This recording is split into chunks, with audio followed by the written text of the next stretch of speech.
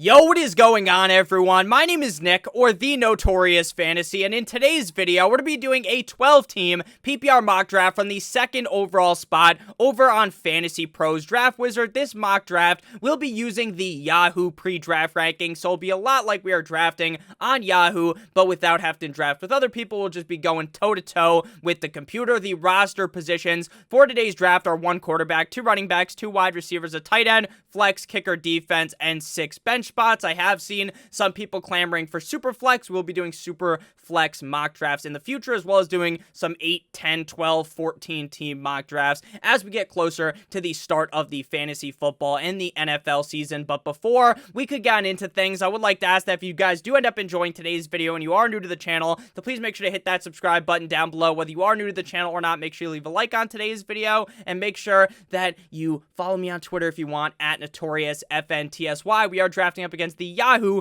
pre-draft rankings because I took a look at the ESPN and NFL pre-draft rankings and thought they were wildly off of what would actually happen if you were doing a real fantasy football draft right now. So the draft begins with the 101, and that pick is Christian McCaffrey. Again, we're drafting from the 102 in a 12-team PPR draft. Now, if I was the 101, am I taking Christian McCaffrey? No. Will I say that Christian McCaffrey is an awful pick, number 1 overall? No, I understand why some people might want to do it. You want to get that workhorse running back, and Christian McCaffrey is the textbook definition of a workhorse running back. If the guy's able to stay healthy all year, knock on wood, Christian McCaffrey could easily be the best player in fantasy football and finish easily as the RB number 1. I know that we have really trended towards a heavy wide receiver first round, wide receivers flying off the board left and right in the first round, but I still get why some people might want to take Christian McCaffrey at the 101. So we're up here at the 102, and since Christian McCaffrey was taken, it makes it incredibly simple to make our pick. Now, I have talked about how the tier number 1 at wide receiver for me is Jefferson, Jamar Chase, Cooper Kupp, and Tyreek Hill. If you like Cooper Kupp more than Jefferson or Chase or Tyreek, you can make any argument for which wide receiver you want to take here. Personally, I'm going to go with Justin Jefferson. The man had an amazing 2022 season. He has looked great ever since he entered the NFL out of LSU. I know Kirk Cousins isn't necessarily the greatest quarterback on earth, but when you are as skilled as Justin Jefferson, I could be throwing you the ball and you could put up huge fantasy numbers. So I love Justin Jefferson this year. He is my 101. So if I was the number 1 overall pick, I would have taken him. So I am ecstatic to get him at the 102. After we went ahead and went with Justin Jefferson, the draft went as follows. So Justin Jefferson, Austin Eckler, Jamar Chase, Jonathan Taylor, Bijan Robinson, Saquon Barkley, Josh Jacobs, Tyreek Hill, Cooper Kupp, Travis Kelce, and 9-inch Nicholas Chubb. Now in this draft, we are seeing running backs fly off the board at a very high rate. While if you do a lot of these underdog drafts or doing a lot of best ball drafts, you will notice that drafts that people are putting money into right now are being very wide receiver heavy. Don't be shocked if in your league with your friends from home, or the guys from college, or your high school friends, or even the people you're playing with from work want to draft running backs early and often, because everyone still loves that workhorse running back. So we only actually see Justin Jefferson, Jamar Chase, Tyreek, Cooper Kupp, and Travis Kelce as the only non-running backs in the first round. If Travis Kelce falls to the 111, the 112 in that range, to me, he's an insta-click. I would draft him as high as like the 108. So at the 111, the 112, that is just an easy pick. The second round begins with Stephon Diggs, Devontae Adams, Derrick Henry, CeeDee Lamb, Tony Pollard, Breece Hall, A.J. Brown, Travis Etienne, Garrett Wilson, and Ramondre Stevenson. So looking at the board right now at running back, Najee Harris, Aaron Jones, Joe Mixon. Now, I don't really have any qualms with Najee Harris, Aaron Jones, or Joe Mixon. The problem is, I don't think they're even remotely close to being worth a second-round pick.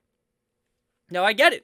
In these redraft leagues, if you fall behind at running back, it might be hard for you to catch up. But I like a lot of running backs in the range of Jahmyr Gibbs, Damian Pierce, Cam Akers. I like DeAndre Swift, James Conner, David Montgomery, Isaiah Pacheco, right? I like some of these running backs going a little bit later, so I don't necessarily feel obliged here to just reach for a running back I don't love to draft in the second round, because when you have wide receivers available like Amon-Ra St. Brown, who I think you could argue could be a first round pick, I think Jalen Waddle could finish as a top 5 wide receiver in fantasy. I don't want to just go ahead and panic and draft the running back. You could go with any of the quarterbacks because they're all available, but I'd rather wait for the third round to do that. I do think some quarterbacks, though, will end up going in the second round, and obviously if you're in one of those leagues with newer players, a quarterback might go in the first round. So we're going to go with Amon-Ra St. Brown here for the Detroit Lions. I think the Detroit Lions offense is going to be insane this year. I know there's a lot of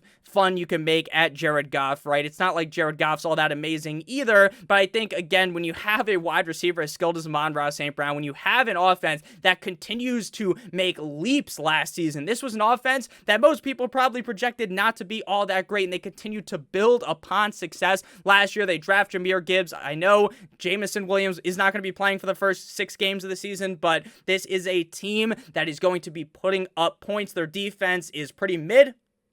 And if I'm being honest with you, pretty mid seems like kind of high praise for that defense. So I think that Amon-Ra St. Brown is going to be in a very good system. Najee Harris and Jalen Waddle come off of the board after my pick. So this is where I'm comfortable taking Aaron Jones.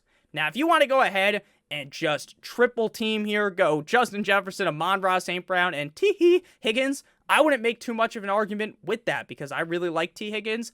But again, I understand how this draft is going to go. I didn't feel like it was worth it in the second round to go with Aaron Jones, but I think in the third round, I feel a lot more safe doing so. Obviously, Jordan Love being the quarterback there in Green Bay is nowhere near as fucking good as Aaron Rodgers, right? Anyone with 2 brain cells they could scratch together could figure that one out. But ultimately, I think this team is going to want to run the ball. They have a really solid defense to where even if Jordan Love isn't all that great, they're still going to be able to be competitive late in games because of how good their defense is. I think this is a team that is going to, Matt LaFleur is going to lean heavily onto Aaron Jones. Aaron Jones also has sneaky, amazing receiving upside. If you just look at his stats from last year, he had 59 receptions, 52 receptions the year prior to that, over 300 receiving yards in back-to-back seasons. This is a guy that could easily score 10-plus touchdowns even if the Packers aren't the best team on earth. So I like Aaron Jones a ton. I think you could also make the argument for Jahmyr Gibbs. I definitely have Jahmyr Gibbs ranked ahead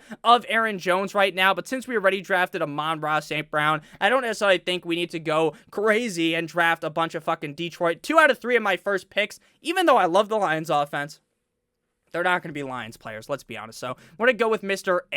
Aaron Jones. I love Aaron Jones. When he scores all those touchdowns, he puts the sombrero on. It always makes me laugh. So shout out to the boy, Aaron Jones. After we went with Aaron Jones, we see the first quarterback off the board in Josh Allen, followed by Kenneth Walker, T. Higgins, Chris Olave, Patty Mahomes, Miles Sanders, Mark Andrews, Devontae Smith, Jalen Hurts, TJ Hawkinson, J.K. Dobbins, DK Metcalf, Cam Akers, Damian Pierce, Amari Cooper, Deebo Samuel, Lamar Jackson, Jahmyr Gibbs, Keenan Allen, and Joe Mixon. At the 408, I would be salivating to select Jahmyr Gibbs. There's been a lot of hype out of training camp for Jahmyr Gibbs. This is a team that wants to pass the ball to the running back. Obviously, they bring in David Montgomery, so it's not like Jahmyr Gibbs is going to be seeing 20 fucking carries a game or something crazy, but I do think Jahmyr Gibbs is in a really solid situation. Again, in the 4th round, that is a complete steal. Interesting to see that Lamar Jackson goes ahead of Joe Burrow and Justin Fields. I definitely get that. I have Justin Fields ranked as my quarterback 4, then Lamar Jackson, followed by Joe Burrow. But it's interesting where those guys are going to end up going in drafts because we all know Allen, Mahomes, Hurts, those are the top 3 guys. But after that, you can kind of even talk yourself into, now I'm not going to do this, but you could talk yourself into being like, you know what? Justin Herbert is so good if that offense is able to stay healthy, or Trevor Lawrence, maybe they finish inside the top 3 at the quarterback position. Now, they don't have the rushing upside of Fields or Lamar Jackson, but I don't think it's impossible to, come back here at the end of the season and be like, oh, wow, I'm shocked that Justin Herbert, the pervert, is the quarterback number 3, right? I don't think anyone would really be shocked about that. Dalvin Cook, very interesting right now because we have no idea what team he's going to be on. If he joins the Dolphins, I think that's great for the Miami Dolphins, but I don't think that's a 4th round pick in fantasy football, right? Because they just draft Devin 2 chains, Devin off the chain, Devin A chain. So do you really want Dalvin Cook in a committee? Do you want him to go to, the Bills where like, let's be honest with you, his brother, James Cook, isn't the best. Like, I'm just going to keep it a buck. I don't think James Cook is very good. Like, that could be a really good spot for Dalvin Cook. The reports that came out over the last couple of days is that Dalvin Cook wants the bag. He left the Minnesota Vikings. He wanted to be released and wanted that trade because he wanted money. I'm going to be honest with you.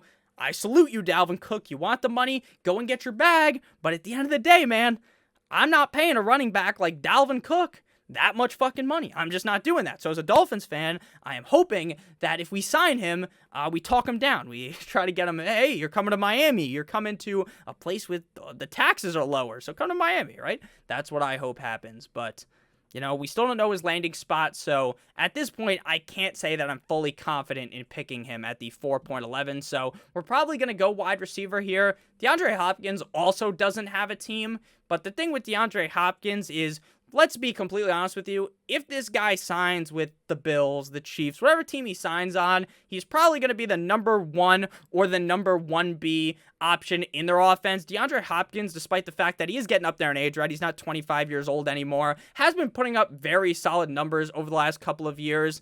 And any offense would be a step up from what the fucking Arizona Cardinals would have rolled out with potentially Colt McCoy starting at quarterback in week number 1, and maybe Kyler not even coming back at all. So I'm still confident in DeAndre Hopkins. I think if he ends up getting picked up by, say, the Chiefs, or he gets picked up by a really solid team, his ADP might move into like the second round. Now, maybe not in a running back heavy room like this, right, where people are taking Travis fucking Etienne in the second round, which is a disgusting pick, or Breece Hall in the second round. I don't mind as much, but it's still kind of gross. Najee Harris in the second round.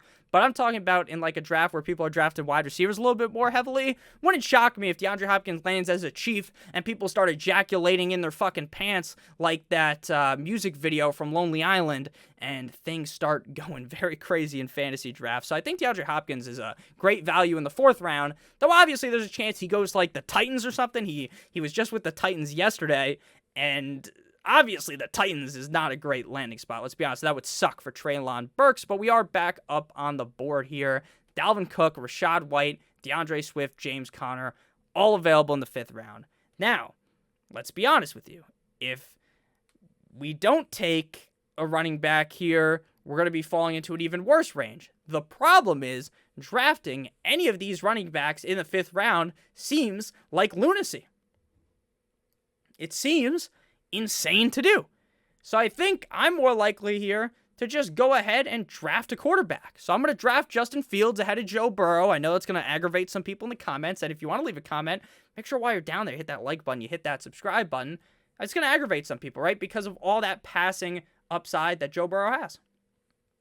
And am I saying that in a vacuum, Joe Burrow's a better quarterback, or Justin Fields is a better quarterback than Joe Burrow? No, we're just talking about fantasy football where rushing upside is king. If Justin Fields wasn't rushing and he's on the Chicago Bears fucking offense, the guy's about as useless as a broken condom, right? But at the end of the day, Justin Fields is in a system where he can run, and he is going to run the ball a lot. They are going to want to get him open in space because he could take the ball from your own 20 and he could run that bitch 80 yards into the end zone, right? Justin Fields is that skilled. He has some pretty solid arm talent as well. He was the quarterback 5 last year, and I didn't even think he looked that great of a passer. He definitely looked better than the beginning of the season towards the end of the season. They bring in DJ Moore. I am extremely high on Justin Fields. I don't love taking quarterbacks early, but again, if I had to take some of those running backs in the 5th round, I would have felt like I was doing my team a massive disservice.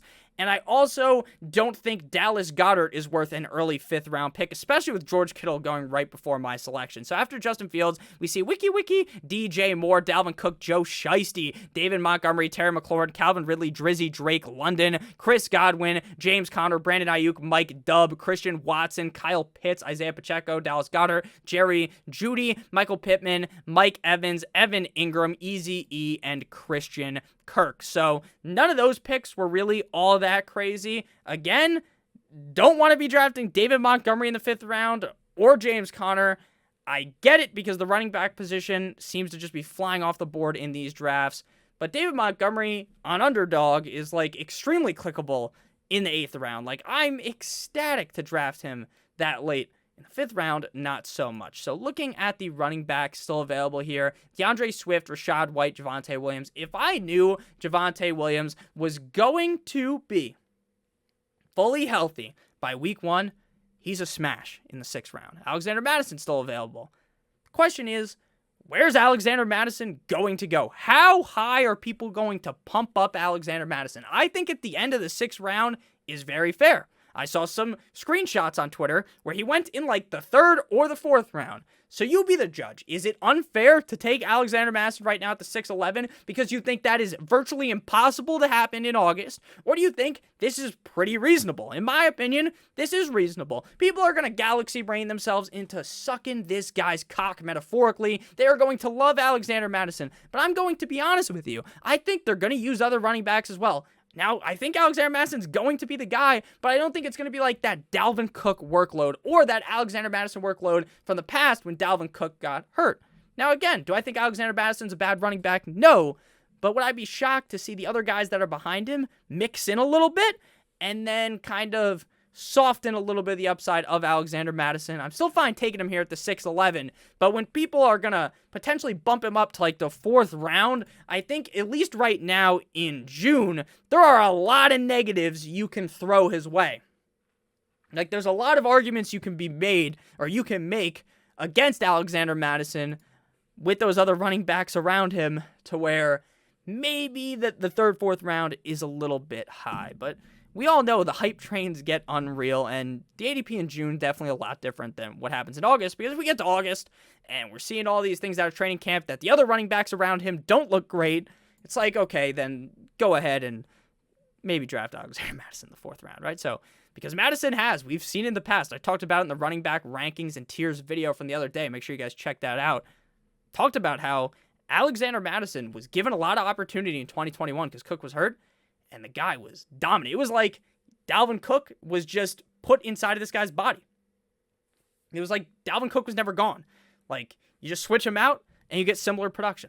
Alexander Madison, after we took him, we see Deontay Johnson and Trevor Lawrence. So right now, we have all the positions filled out except for tight end, kicker, and defense. Obviously, you don't want to be taking a kicker or defense until the end of the draft. If you want to take your kicker or your defense in the 13th round instead of the 14th and 15th, go ahead, but I'm going to strongly advocate for the 14th and 15th round. So right now, looking at the tight end board, Waller, who I love, Freiermuth, Njoku, Schultz, and Chig Okonkwo. If I'm going to be honest, I like Waller a lot, but do I like Waller significantly more than Schultz or Chig? Yeah, but I'm going to be honest with you. In the 7th round, I think with the running back core we have, like with the questions on Madison, I think I'd rather just take another jab at the running back position here rather than draft a tight end. And if shit gets bad, right, we don't draft Darren Waller here, who I really like again. And things come back and the tight end core is just gross, we can just draft 2 tight ends and then kind of cycle them in and out every single week instead of just kind of reaching on Darren Waller when I think that there's a pretty decent value here in DeAndre Swift. Now, obviously, DeAndre Swift had a down year last year in Detroit. He was banged up, but this is a guy that could catch 60, 70 passes if given the opportunity. This is a guy that is one of the best pass-catching running backs in the NFL. I've called him in the past Alvin Kamara light, right? This guy's like the light version, like Coors versus Coors Light, right? The Coors is Alvin Kamara, Coors Light, DeAndre Swift, right? DeAndre Swift's really good. Now, obviously, the Lions didn't love him. They got rid of him, but that's okay because he's found a new home in Philly, a high-octane, high-scoring offense. If Jalen Hurts didn't dump off a crazy amount to Miles Sanders, so I'm not saying this is like a 100% mortal lock of the century, but if the offense is designed to throw Swift the ball, a couple of passes every single game, I think he could easily finish inside the top 12 at the running back position, just strictly based upon skill and that offense. If they have an amazing offensive line, right? Literally one of the best offensive lines in the NFL, and we did get a Swift fell 15 picks, 20 picks after ADP. It was at 55 to 74, so 20 picks, basically, after ADP. I think that's reasonable because some people are going to be nervous about DeAndre Swift, right? There's a lot of the time, there's these guys that, like Swift or Jonathan Taylor, right, where you got burned by that player last year. Like, Jonathan Taylor goes at the 105. I'm never taking him at the 105, but some people are going to be like, they see Jonathan Taylor at like the 110. They're like, no way. No way, the guy fucked me over last season. And in reality, he was banged up last season. That whole team was a disaster. So I wouldn't overly panic on a guy like Jonathan Taylor, but hope you understood kind of the point I was making there. Like Swift, I drafted him in the X round where he was going last year, and he fucking bent me over a table. So it's a different situation now. We could get both Cooks, Eiffel Tower in here. Both. Oh no, we didn't draft Dalvin Cook, but could get James Cook for the Buffalo Bills. But I've already talked about how much I dislike James Cook, so we're definitely not going to be doing that. Tight end still available. Darren Waller's still sitting there, and we're taking him. Now he fell, but there's also people that are like, Darren Waller can't stay healthy. Darren Waller can't stay healthy, Nick, you fucking idiot. Darren Waller always gets hurt, you dumbass. Why are you drafting Darren Waller? Darren Waller might be the most skilled receiver on this team. Actually, he might be number 2. Number 1 might be Saquon, and he might be number 2, right? And that offense looked really good last year. Daniel Jones looked like he took that step up. The problem is their weapon core is diluted. Their weapon core is pretty dog shit. Like, I like Isaiah Hodgins. I like Wan'Dale Robinson. I like Jalen Hyatt, the speedster from Tennessee, who took a shit on the Alabama Crimson Tide last season. But let's be honest with you. Darren Waller, when playing at his full capacity, tight end 5, 2019, tight end 2, 2020. 2021, he gets banged up, plays 11 games, 16th. This guy has top 5, top 3 tight end upside. So I'm drafting him here. I am ecstatic to draft him here in the 8th round. I think people are sleeping big time on Darren Waller. I'm going to continue to bang the drum for him. And again, oh my God, he always gets hurt. It's not like Darren Waller, you had to take him in the 3rd fucking round. It was round number 8. I could have got him potentially in round number 9. I'm laughing straight to the bank doing that. I've taken him in a couple drafts in like round 7, so I'm all the way in on the boy Darren Waller. So looking at the board right now, I am a big fan of Antonio Gibson, but I feel comfortable with the 3 running backs we have. I like our wide receiver core as well, a decent amount, but again, there's also a chance DeAndre Hopkins goes to the Titans. He goes to some team, and it's like, that's not the best for DeAndre Hopkins. And, injuries happen, so you got to make sure you have a decent amount of wide receivers and running backs. I'm confident with my quarterback and my tight end to where I don't have to draft 2. But if you're someone who's like, I like Waller, but he's too injury prone, let me draft another tight end, go right ahead and do that. I'm personally not going to, though. The question here, while I do want to draft the wide receiver, a lot of these guys are kind of similar, right? Like, I don't love Tony. He's kind of off the board for me. So, like, what's the big difference between Brandon Cooks and, like, Elijah Moore if they both hit their ceiling, right? So I think I'd rather just go running back before I have to get into this range where things start to get gross. So we're going to go with Antonio Gibson. I have talked up Gibson a bunch already. Gibson, to me, obviously last year was his worst season by far. Entering into just a couple weeks before the season, I was way off on Antonio Gibson. I was not touching him. Nowhere near him. And then Brian Robinson, sadly, gets shot. And it's like, okay, now Antonio Gibson went from a guy that I was saying, this guy fucking reeks. Do not take him, to, okay, I kind of like Antonio Gibson.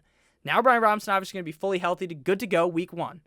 Brian Robinson's a guy that I think is decent in fantasy, but Antonio Gibson's the guy that's going to be catching passes. Brian Robinson is not going to catch passes. We know how important pass catching is in PPR leagues. Now, guys like Derrick Henry, who get the ball 7 gazillion times a game, it doesn't matter if he doesn't catch a million passes. Now, they've been trying to throw it to him more, but it doesn't matter if he doesn't catch a million passes. But for guys like Brian Robinson, it does matter. So I think Gibson, if something happened to Brian Robinson, knock on wood, we don't root for injuries, Antonio Gibson could be a league winner.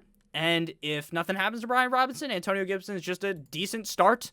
You obviously don't want to start him every week, but in good matchups, he could be a pretty valuable asset to your lineup.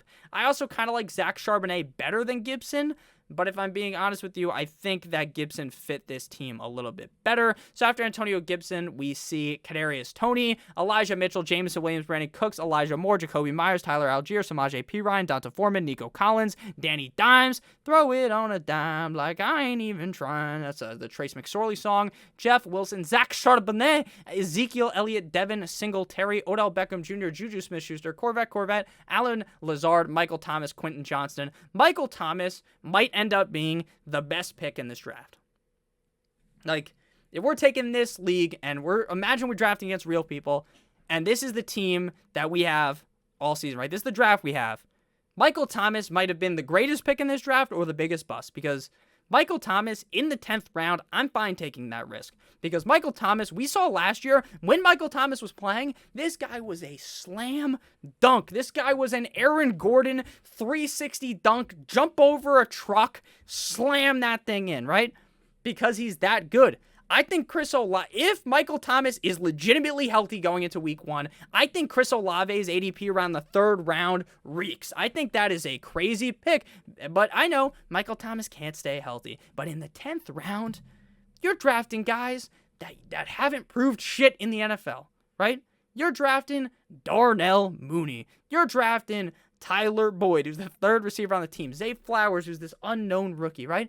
When you could get Michael Thomas. I know the rookie fever is so fun, but let's be honest. Michael Thomas could be a top 5 receiver slant man himself. Now, I'm not saying that I love Michael Thomas by any means. It means I don't. But do I get the upside? Do I see the upside? Yes.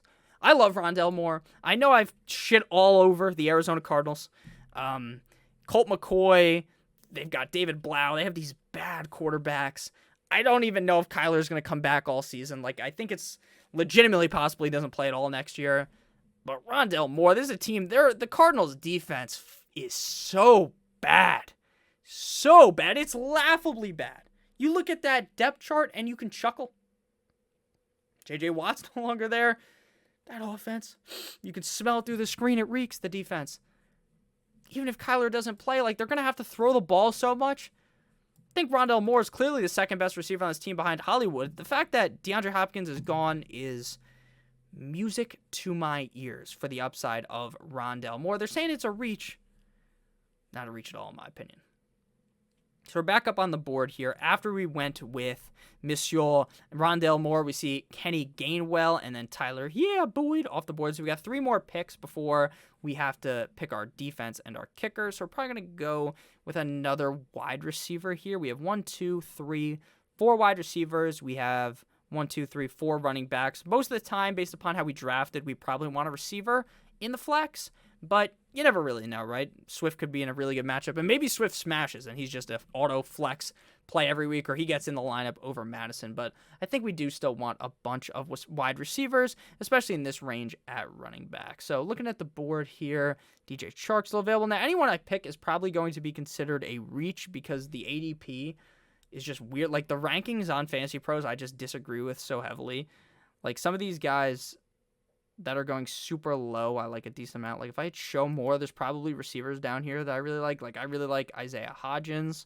Right here, though, we are going to go. I kind of think Darnell Mooney is going to have a bounce back year. I don't think he's built to be the wide receiver 1, but now that he's the wide receiver 2 behind DJ Moore, I think he'll be pretty successful. We could take that deep shot on Zay Flowers. I think we're going to go with Thielen here. I think you might be getting the wide receiver 1 on Carolina now. Obviously, Thielen had a down year, but would it shock you at all if Thielen had 100 targets in Carolina in Bryce Young's rookie year? Wouldn't shock me. I like DJ Chark a ton as well. He's also on the Carolina Panthers. So I know people got burned by Adam Thielen last year, but I think Thielen's in for a pretty big bounce back year if he's able to stay healthy. So after Adam Thielen, we see Darnell. Here comes the Mooney. Money. Raheem Mostert. Holy shit, I forgot how to say his name. Raheem Mostert's his name. Sky with 2 eyes more, the porn star. Pat Fryermuth, Zay Flowers, Zay Jones, back-to-back Zays. Donovan Peoples-Jones, DJ Chark, baby Chark. Michael Gallup, Tua Tagovailoa, my guy. Jalen Warren, Jerick McKinnon, Matt Stafford, Geno Smith, Kirk O'Chains, David Njoku, Clyde Edwards-Helaire, Chig, Cole Kmet, Dawson Knox. Again, I don't think we need 2 tight ends on this team. Some people may disagree. Looking at the running backs, I love Devin Achane. But if Dalvin Cook shows up, he's dead in the water. So we're going to go with Kendre Miller here. Look, I know Jamal Williams is ahead of him, as is Alvin Kamara. But Kamara might be suspended 6 to 8 games. And if Kendre Miller, he kind of has that build. He's got that Swift in him, right? He's got that Kamara in him. He looked good in college. He's got some serious. He's a serious player. Now I know it's saying we reached, but I think he could be the guy week 1. Obviously Jamal Williams is just gonna vulture every single fucking touchdown, but I I still think Miller's got that. He's got that sneaky side to him. Looking at the wide receivers here to close the draft out. Could go tight end. Some people draft backup quarterbacks. I just don't get it, right? If Justin Fields gets hurt, we're probably fucked, right? But we'll just pick someone up. Week 13, when Justin Fields is out, I just cut someone. My team's going to look so drastically different. Like, half these bastards probably won't even be on my team by week 13. That's just how I look at things. Same thing with tight end. Like, Waller's on by week 13. Some of these guys are going to be, like, dead. Not dead in real life, but you get what I mean. Like, fucking on the IR, right? or just sucked ass, and you never want to play him. You just cut him. So looking at the board here, probably just going to go wide receiver. Going to go with the highest upside play possible. I love Isaiah Hodgins, man. Is Tyquan Thornton still available? Look, all the way down here. Tyquan Thornton, the potential should be the number 2 receiver on New England. I think they step up this year under a new offensive coordinator. Last year it was just so bad with Matt Patricia, so I think Tyquan could get it done. He looked pretty decent down the stretch of the season. Anthony Richardson's a steal in the 13th round, if I'm being honest. He could not play the first couple of games. They could play Minshew, but he has all of those skills, like that rushing upside, to where he just wins you your league by just running a million times. He doesn't even have to pass too well. So after Tyquan, we see Devin Two Chains, Anthony Richardson, Michael Carter, Chuba Hubbard, Gus Edwards, Cordero Patterson, the Niners defense, Jerome Ford, the Jets, Rashid Shaheed, the Dallas Cowboys, Hunter Renfrow, Buffalo Bills, Kareem Hunt, Philadelphia Eagles. Hunt might just not get picked up by anyone. Like, he's going to get signed, but he might just not be fantasy. Like, he might not even be the number 2 on some team. The Eagles, Justin Tucker the Fucker, Denver Broncos, Danny Carlson, Baltimore Ravens, and the Patriots. So we're going to draft our kicker first. We're going to go with Harrison Butker. Again, pick your poison at the kicker position, if I'm being honest with you. If you want a McPherson or Bass better, go right ahead. And then for defense, you just want to draft the defense with the best opponent in week 1. And by best opponent, I mean, it's not like you want the Chiefs because they're playing the Lions. The Lions are a great opponent, right? On paper, the Lions might score a bunch of points week 1, right? You want to draft the defense playing the worst offense. So the Saints, for instance, play the Titans. Let's be honest, the Saints defense is pretty good. The Titans offense looks gross. So I think that's a really good pick. And we're going to be making a video discussing the defenses you want to draft in August. We'll go more in depth into that, but I don't think you should be drafting your defense based upon how good the defense is, because in reality, even the best defenses could get bent over by a great offense. Like, for instance, if you like the Bills defense, when they go up against the Bengals, you're shitting your pants, right? You don't want to play them. So that's just kind of how I think about things. So our team, to kind of, in conclusion, to summarize, in summation, we got Justin Fields at the quarterback. Our running backs are Aaron Jones and Alexander Mattison. Our receivers are Jefferson and Amon-Ra St. Brown. Our tight end is Darren Waller. Our flex is DeAndre Hopkins. Our defense is the Saints. Our kicker is Harrison Butker. Our bench is comprised of DeAndre Swift, Antonio Gibson, Rondell Moore, Adam Thielen, Kendre Miller, and Tyquan Thornton. We got an 86 out of 100 on FantasyPros.